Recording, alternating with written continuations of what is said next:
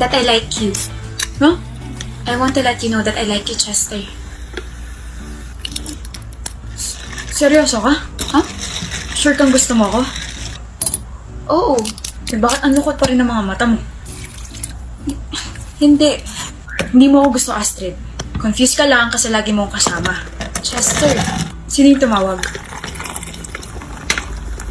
Si Noah. Binaba mo ba kasi nasa harap mo ako? Oh, tumatawag ulit siya. Sige na, sagutin mo na. Para saan yun? Kung ano-ano kasi pinagsasabi mo dyan eh. Katuloy alam ko sino yung babatukan ko, yung phone ba o ikaw? Nabatukan mo na ako. Ayan, block na number niya. Ayaw mo bang malaman kung bakit siya tumatawag? Ayoko. Wala akong pakialam. Sure? Nag-overthink ka ba? Eh kasi nga, ang lukot ng mga mata mo. Ganito na talaga mga mata ko, Chester. O nga no. Sisirain mo pa yung mood eh. Pero wala ka na talagang pakalim sa ex mo. Wala na. Naka-move on ka na? Oo nga. Alam kong I'm finally healed. Estes, ikaw ba yan? Chester! You don't have to say anything about my confession. I just want to let you know that I like you and I like being with you. Gusto rin naman kita. Kaso, Sorry, Astrid. Nag-overthink kasi talaga ako lalo na tumawag yung pangit mo ex. it's fine. No pressure, Chester. Astrid. Astrid, let's talk. Ano ba, Noah? Please, nagmamakaawa ko. Luluhod ako. Mahiya ka nga, hindi mo ba nakikita may kasama ako? Tsaka kahit lumuhod ka pa, ayaw kitang kausapin. Luluhod ako. Gusto mo balik ako ng asin niya sa higpre? You know, para mas may effort yung pagluhod mo.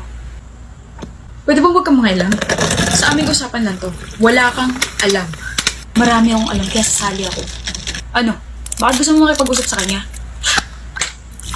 Alam ko na. Balak mong gawing kabit si Astrid, no? No! Nag-stutter ka. May balak ka. No! I just want to say sorry.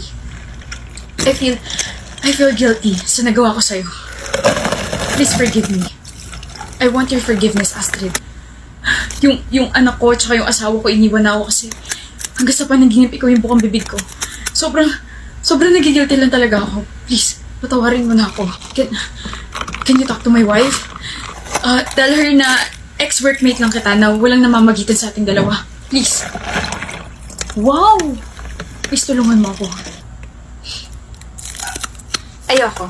Astrid, please. You brought so much pain and lies to me. If gagawin ko yung gusto mo, para ko na rin binaliwala lahat ng mga sinabi at ginawa mo sa akin. So my answer is no. Tigilan mo na ako. Just move on with your life, Noah. Astrid! Stay. Sit. Okay ka lang? Yup. Sure? Yup. Kung ganun, okay din ako. Nakasalala yung pagiging okay mo sa akin. Hindi mo alam? Apektado ako pag apektado ka.